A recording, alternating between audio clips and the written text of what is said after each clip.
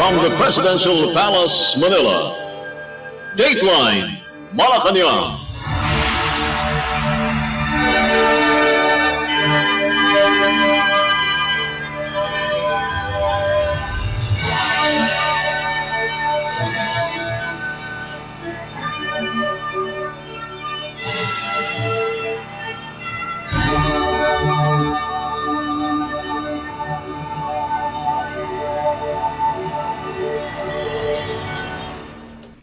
Good day, this is Dateline Malacañang, and here are the news.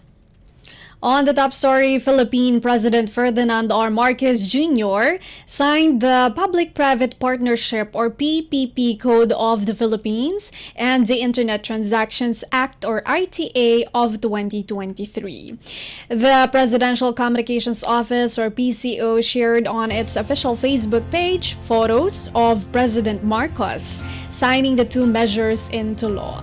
The president was supposed to lead the ceremonial signing of the PPP Code and the ITA law at the Kalayaan Hall of Malacañang Palace in Malacañang or in Manila on Tuesday afternoon. He, however, had to cancel the palace event after he tested positive for the coronavirus disease 2019 or COVID-19 and was advised to undergo a 5-day isolation. Instead, President Marcos signed the two landmark bills while in isolation in his residence in Bahay Pangulo, according to PCO Secretary Cheloy Garafil in a statement.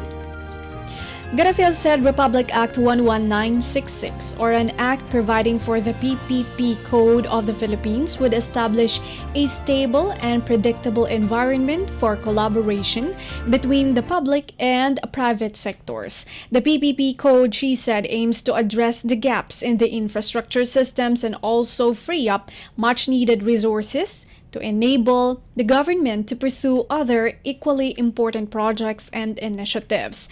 Meanwhile, Garafil said the passage of RA 11967 or the ITA of 2023 would provide the public with the mechanisms to confidently embrace the digital economy.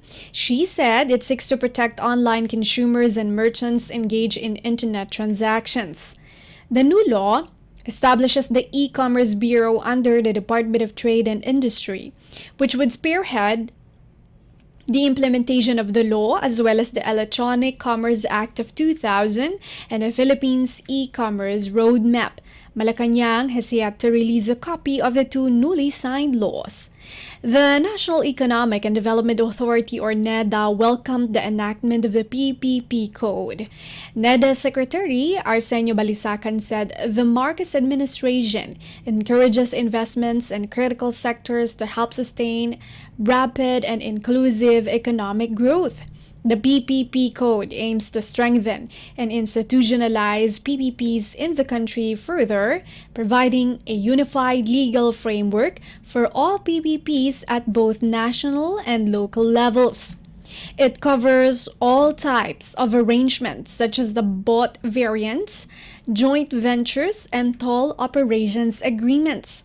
The law also reduces transaction costs and improves the ease of doing business for PPPs.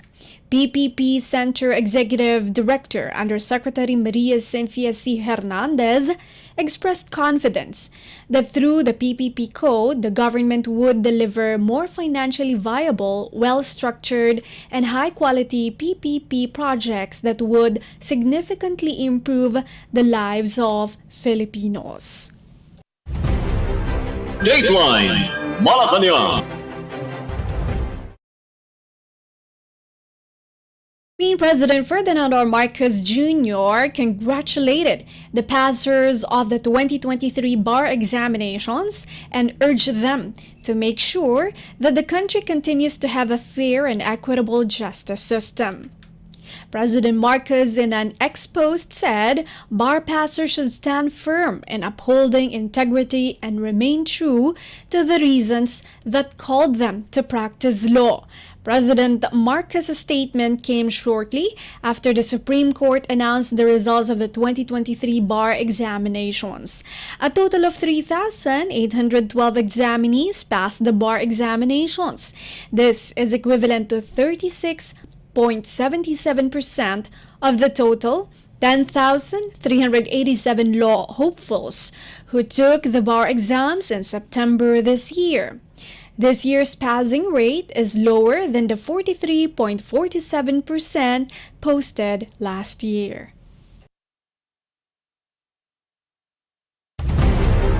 Dateline Malacañang.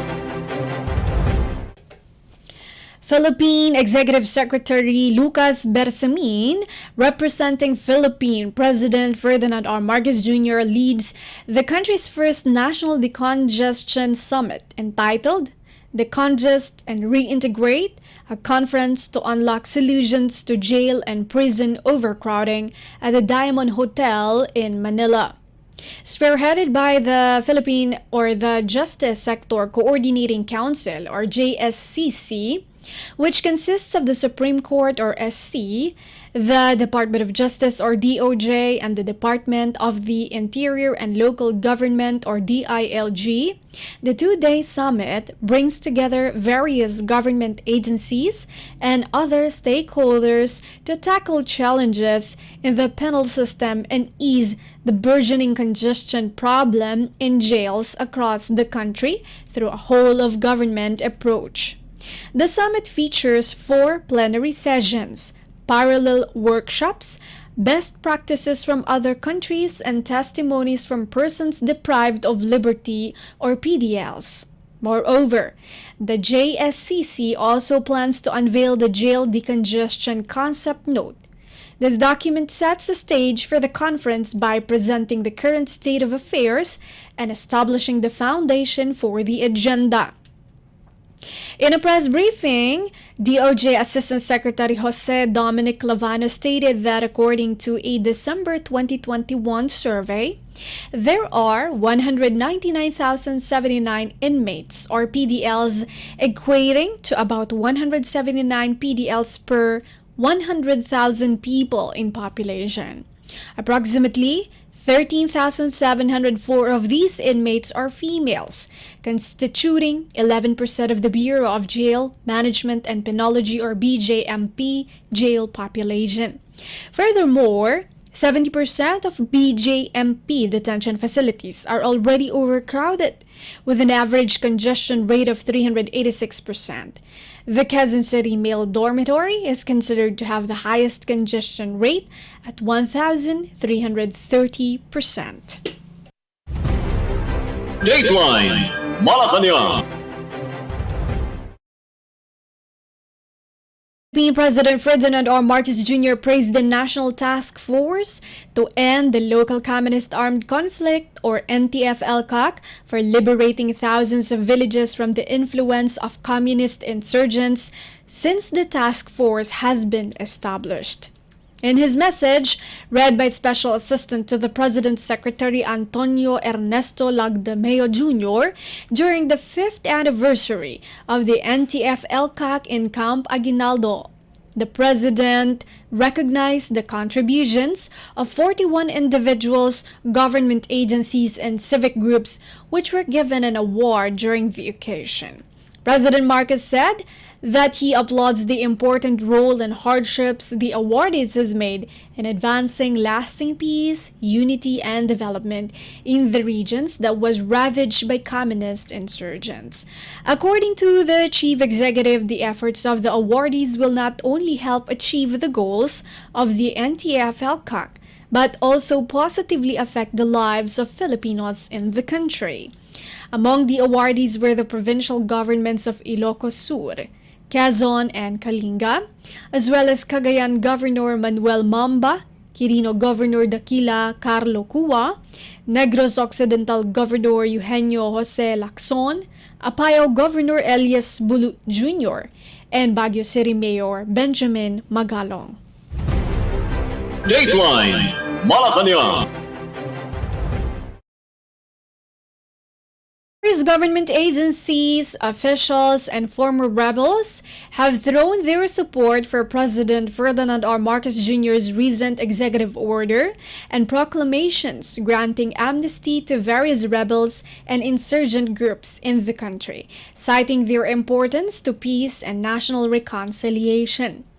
In a statement on Tuesday, during the joint meeting of the House Committee on Justice and the Committee on National Defense and Security, Justice Assistant Secretary Majken Anika Gran-Ong said that the proclamations are a significant step towards achieving lasting peace, and the Department of Justice is prepared to work closely with the National Amnesty Commission in processing applications for amnesty under the new proclamations. The Armed Forces of the Philippines, or AFP, also reiterated its support for the presidential proclamations on the grant of amnesty. AFP Captain Norsal Di Maporo said, "The Armed Forces of the Philippines supports and welcomes the grant of amnesty to members of the Communist Party of the Philippines, New People's Army, National Democratic Front, Revolusyonariyong Partido ng Manggagawa ng Pilipinas, Revolutionary Proletarian Army, the Alex Bongcayo Brigade, the Moro Islamic Liberation Front or MILF, and Moro National Liberation Front or MNLF. The AFP is confident," Di Maporo said, "that the administration's grant of amnesty will promote an atmosphere of conducive to the attainment of a just, comprehensive, and enduring equanimity as collectively address other pressing challenges to the country." Presidential Peace Advisor Carlito Galvez Jr. said that the granting amnesty is an integral part of the comprehensive peace process and the path towards normalization that would allow these former rebels not only to fully reintegrate themselves into mainstream society, but also to enable them to rebuild their lives and ensure a better future for themselves and their families. The Department of the Interior and Local Government, or DILG, also supported the President's amnesty proclamation, an agency representative said, adding that the initiative is important to prop up development, especially in the countryside. In his opening statement during the hearing, Representative Joseph Stephen Paduano said that the current peace effort between the government and the National Democratic Front, or NDF, should be supported and must be known to the public. According to Paduano, granting amnesty to rebels is a last government commitment to restore the political and civil rights of rebel combatants and political cadres. Undersecretary Ernesto Torres Jr. expressed the National Security Council's, or NSC's, concurrence to the House Concurrence Resolution numbers 19, 20, and 21 in relation to the President's Proclamation numbers 403, 404, 405, and 406. The National Intelligence Coordinating Agency, or NICA, also conveyed its utmost support and cooperation with the House concurrent resolutions extending amnesty to rebels. NICA Assistant Director Manuel Orduña, during the congressional hearing, said, as stated in the proclamations and House concurrent resolutions granting amnesty to these organizations, they believe that it will pave the way for the beneficiaries to reintegrate into the society and resolve the armed conflict. Retired Colonel Ariel Kerubin also gave his support for the President's amnesty proclamations for communists and Muslim separatists, saying that an amnesty gave him a second chance. He added that, being an activist, he agreed with because they are all his friends, and now that for as long as they know, sad to say that they are no longer ideologies, but they thrived on issues such as corruption, unemployment, poverty, police brutality, military abuses, insurgency will persist. Dateline Malacañang.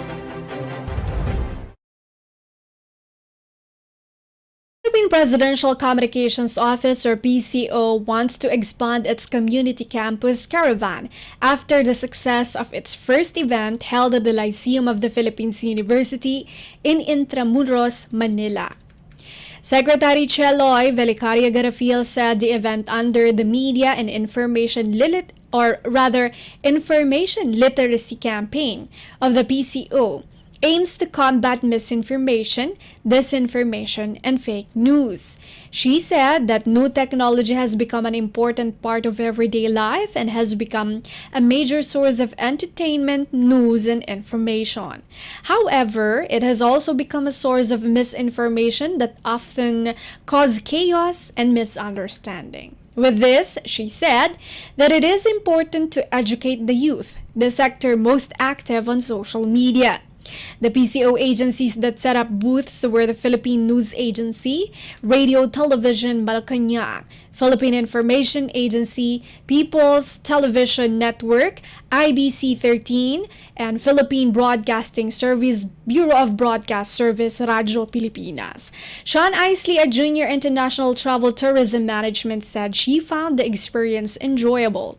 Another student said all the booths were educational. Garafil said the community caravan campaign is just starting and they hope to be able to visit more schools across the country. She said a visit to the Polytechnic University of the Philippines in Santa Mesa, Manila, and other universities in Visayas and Mindanao will be scheduled. Dateline Malacañang. The Marcos administration is looking at replenishing the initially approved People's Survival Fund or PSF with the help of various donors and multilateral financing institutions, the country's finance chief said in an interview. The People's Survival Fund was established under Republic Act No. 10174 to finance adaptation programs and projects of local government units or LGUs and accredited local and community organizations. In an interview at the Philippine Pavilion in Dubai Expo in United Arab Emirates, Finance Secretary Benjamin Jokno said that the Marcos administration was able to move close to 600 million pesos grants to local governments for climate adaptation and resiliency projects. Currently, he said, the key issue being discussed and negotiated by finance ministers is how to increase and scale up the fund itself or the $100 billion annual loss and damage fund. While there are available donors for the Loss and Damage Fund with the help of multilateral development banks or MDBs, he said every country must show prudence and help themselves in terms of fiscal discipline and organization. Among the multilateral financing institutions that could aid the Philippines and other countries include the Asian Development Bank or ADB, which greatly assisted the Philippines during the COVID-19 pandemic, and in terms of harnessing financing coalition for accelerating climate finance and gender-responsive nature-based climate finance. Jokno said these issues are in line with the Sustainable Development Goals or SDGs. And in scaling up government resources, the finance chief said that the government cannot do it alone and it needs public-private participation, and that is what exactly the Marcos administration did. Philippine President Ferdinand R. Marcos Jr. signed the Public-Private Partnership Act on Tuesday, which Jokno said is very important. He also said that in terms of climate finance, the Philippines is doing okay. Asked about what to bring home from the country's COP28 participation, he said that is the president's mandate, at least some participation in the Loss and Damage Fund, and he thinks that they have a strong message to the whole community. But countries have to overcome hurdles in managing and using additional climate financing, he said, noting that it is easier to raise the money, but distributing them will be the next major problem. Dateline Malacañang. Philippines National Economic and Development Authority or NEDA insisted that it is important to make sure that the government has effectively implemented its programs in order to reduce the effects brought about by inflation. The statement came after the Philippine Statistics Authority or PSA reported the 4.1% inflation rate for the month of November 2023.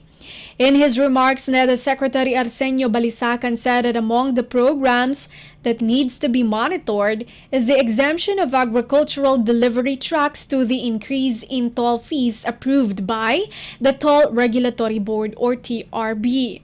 The Land Transportation Franchising and Regulatory Board or LTFRB, Balisacan said, should also continue its fuel subsidy program to help the public transportation sector. The national government earlier launched the Food Stamp 2027, which aims to help the public fight the effects of inflation and lessen the number of hungry Filipinos. Dateline Malacañang. Philippine Department of Agriculture or DA Secretary Francisco Chu Laurel Jr. has emphasized that making investments and a career in agriculture profitable is essential to attract the next generation of farmers and fishermen. The Commission on Appointments or CA has unanimously approved Laurel's interim appointments. Earlier, DA data revealed the average age of Filipino farmers ranged from 55 to 59. Experts predict the country will experience a critical shortage of farmers in 10 to 12 years. This threatens the country's goal of self-sufficiency and food security. Laurel said he was called by the President, Ferdinand R. Marcos Jr., to serve the country and to lead it out of high food prices, low food production, broken food supply chains, lack of irrigation, cold storage, credit and other key inputs, and aging farmers and fisherfolk. These tasks, he said, together with climate change and geopolitical disruptions, could be challenging, but are achievable with a whole of country and whole of society approach. He added, all facets of agriculture are equally important. There is vast potential in fisheries, livestock, poultry, and high-value crops, and not just in the production of rice. With this, Laurel assured the public that he would rely on science and market data to ensure timely interventions to modernize agriculture to realize food security and sufficiency, as well as sustainability under his term. Dateline Malacañang. Philippine Department of Health or DOH Secretary Teodoro Herbosa clarified that there is no outbreak of walking pneumonia in the country. Secretary Herbosa assured the public that the country is still safe from the rising number of respiratory illnesses abroad and said that the country is just experiencing the season of respiratory illnesses. Herbosa explained that it is true that cases of respiratory illnesses in children are increasing in China and other countries in Europe, but these are not new cases of walking pneumonia. This can be attributed to microbes, mycoplasma, pneumoniae, respiratory syncytial virus, and influenza. In relation to this, the DOH chief reminded the public to continue the health protocols that was learned from COVID-19, including social distancing, cough etiquette, and wearing of face masks. If a child is sick, do not let them go to schools as they may infect other children. Dateline Malacañang. Municipality of Lubang in Occidental Mindoro Province in the Philippines experienced a magnitude 5.9 earthquake on Tuesday afternoon. In an interview over Radyo Pilipinas Lucena, Lubang Mayor Michael Oriani said they felt the shake of the earthquake, but it was not as strong as what they experienced in the past years. The mayor added that the local government is still assessing the extent of the damage. Mayor Oriani reminded the citizens of Lubang to continue to be safe and alert for possible aftershocks. According to the Philippine Institute of Volcanology and Seismology, or PHIVOLCS, the epicenter of the tremor is at Lubang Island and was felt as far as Metro Manila, Bulacan, Cavite, Batangas, Quezon, and other parts of Luzon. According to an official statement from the National Grid Corporation of the Philippines, or NGCP, power transmission services at the Luzon grid remain stable despite the quake. The NGCP added that the power grid remains intact and there were no reports of power interruptions and damaged transmission facilities in areas affected by the earthquake. Dateline Malacañang. Charity Sweepstakes Office, or PCSO, on Tuesday confirmed that they temporarily deactivated their Facebook page. In a statement, the PCSO clarified that the reason for the deactivation is that their page has been attacked by hackers. Earlier, a number of netizens were able to see obscene images in the PCSO's My Day and story of their FB page. Nevertheless, the PCSO clarified that their website continued to be active and the public may visit their site. The Department of Information and Communications Technology, or DICT, earlier said that they are already coordinating with officials of the PCSO with regards to the hacking incident. Dateline Malacañang. The country's largest business organization, Philippine Chamber of Commerce and Industry, or PCCI, has named Samgyup Masarap chain of restaurants owner Yunina Nina Mangjo as its new president. Mangjo, along with a 20-member board of directors of PCCI, was elected last December 1 and will assume office at the start of year 2024 next year. She is succeeding the current PCCI President George Barcelon. Manja is the third female who will be leading the country's biggest business group for a period of 2 years. She currently sits as the Vice President for Regional Affairs of the trade group, which now has a 30,000-strong membership. With Manjo taking the PCCI's helm, she vowed to continue the works that her predecessor started and committed. She also underscored the need to proactively work with the national government in attracting local and foreign investors to the country. The new PCCI president also aims to push for programs that will contribute to increasing the number of entrepreneurs across the country and generating jobs. Manjo is a licensed chemical engineer by profession, a graduate of the Mapua Institute of Technology, holding a double degree in mechanical and chemical engineering. She earned her master's degree in business management from the Ateneo Graduate School of Business. Aside from the PCCI, Manjo also serves as a board governor of the Employers Confederation of the Philippines, a member of the Board of Trustee for the Philippine Exporters Confederation Incorporated, and honorary chair and senior advisor for Philippines-Korea Business Council. Dateline Malacañang. A total of 806 job seekers were hired on the spot during the first 3 days of job fairs organized by the Department of Labor and Employment, or DOLE, in celebration of its 90th founding anniversary.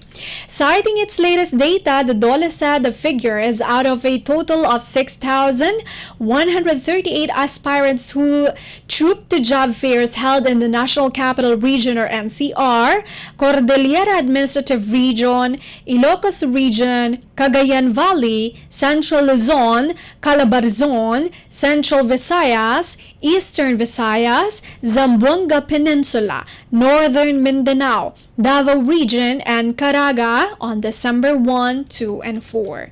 Meanwhile, 440 applicants were referred to the Technical Education and Skills Development Authority, or TESDA, for skills training. 290 were referred to the Bureau of Workers with Special Concerns for Livelihood Assistance, and 167 were referred to the Department of Trade and Industry for Entrepreneurship Development. A total of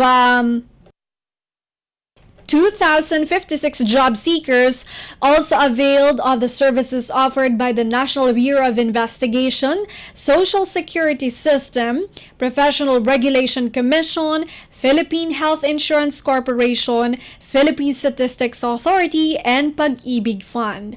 On the other hand, the DOLE also invited those who are looking to be employed in the country or abroad to visit the DOLE's job fair sites. Secretary Bienvenido Laguesma previously emphasized the vital role of local government units and their respective public employment service offices in facilitating employment at the local level. The nationwide job fairs will run until December 14 with a total of 41,593 jobs offered by 499 employers. Dateline Malacañang. The Philippine government and the United Nations Development Program, or UNDP, are working in collaboration with Canada to reduce the climate finance gap through nature-based solutions projects to be funded under a $5.3 billion climate finance commitment. Canada has increased its support for the Philippines in promoting biodiversity conservation, climate change mitigation, adaptation, and resilience with consideration for gender equality, according to Global Affairs Canada Climate Finance Executive Director Andrew Hurst. Hurst also mentioned that their project covers activities that include research and knowledge sharing. The collaboration and finance commitment will run until 2026, but Director Hurst hopes that some of the efforts that are undertaken in these projects can really generate some ideas and form some creative solutions that themselves may have a life beyond the end of the project, while also committing that Canada will stay engaged in the Philippines both in climate finance and bilateral assistance program. Hertz elaborated on the goal of the project, saying that it is a way to address a number of persistent issues through a single intervention or in an integrated way. The director also highlighted the diversity of stakeholders involved in the project, from the local level, communities, national government, and private sector, noting the uniqueness of arrangements which will hopefully stimulate some more efforts in cooperation in the future. Dateline Malacañang.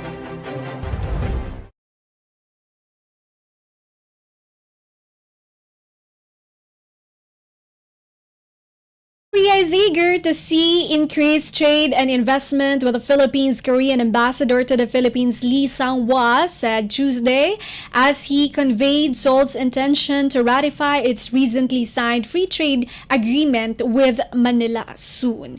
In a reception at his residence in Makati, Lee said the Senate of the Philippines has also assured him that it would concur in the deal's ratification. Foreign Affairs spokesperson Maria Teresita Daza said Manila is classifying the Philippine-Korea FTA as a treaty which requires legislative concurrence after executive ratification. Lee said South Korea would also strongly support the Philippine government's efforts to improve its ease of doing business environment.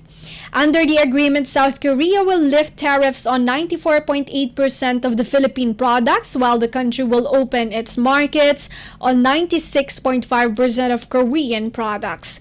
The FTA will immediately eliminate the tariff on cars from South Korea upon the deal's entry into force, while tariff on car parts will be removed in 5 years. Tariffs for Philippine bananas and processed pineapple will also be gradually eliminated. The FTA signing last September came more than a year after Manila and Seoul concluded negotiations in October 2021 and did some legal scrubbing on the deal's concluded chapter texts. As the two nations marked 75 years of diplomatic relations in 2024, Lee also hopes South Korea can become a close partner of the Philippines in its push to increase the share of renewable energy in its power mix. Lee also conveyed South Korea's interest to support the armed forces of the Philippines' modernization. Under South Korea's Indo-Pacific strategy, Lee said Seoul seeks to take on a strong role and responsibility in upholding and enhancing a rules-based order the region. Dateline Malacañang.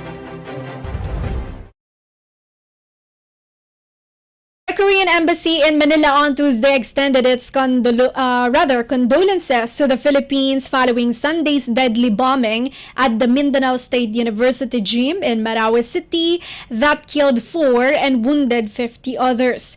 At a reception in his residence in Makati, South Korean ambassador to the Philippines, Lee Sang-hwa, said Seoul is deeply concerned over the blast. Several other nations such as Japan, France, Ireland,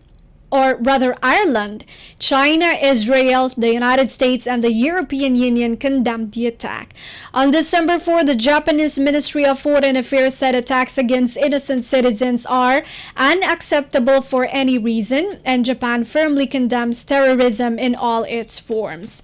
Japanese MOFA Press Secretary Maki Kobayashi said Japan will continue to support the peace process in Mindanao under the conviction that stability in Mindanao is linked to peace and prosperity in the Indo-Pacific.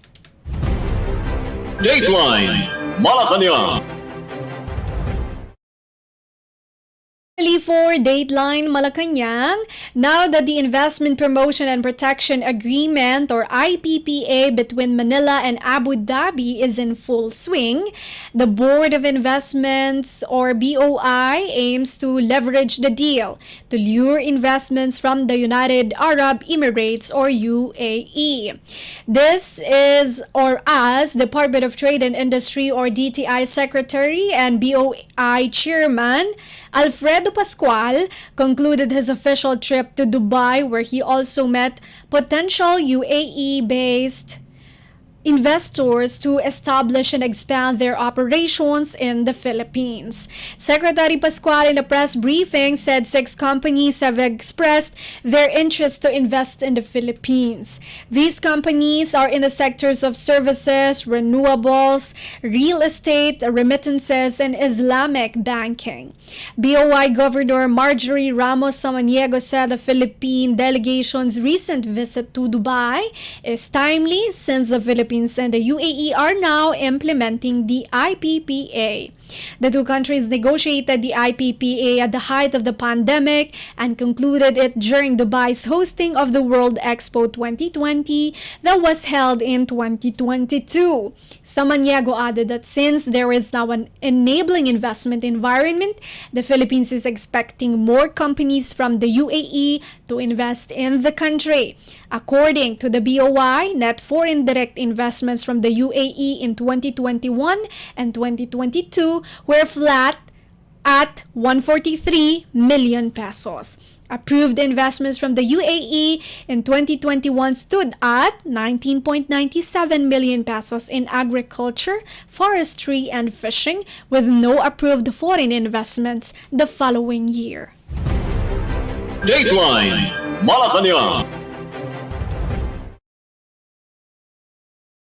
For today's Dateline Malacañang for Radyo Pilipinas World Service, this has been Bea Gaza.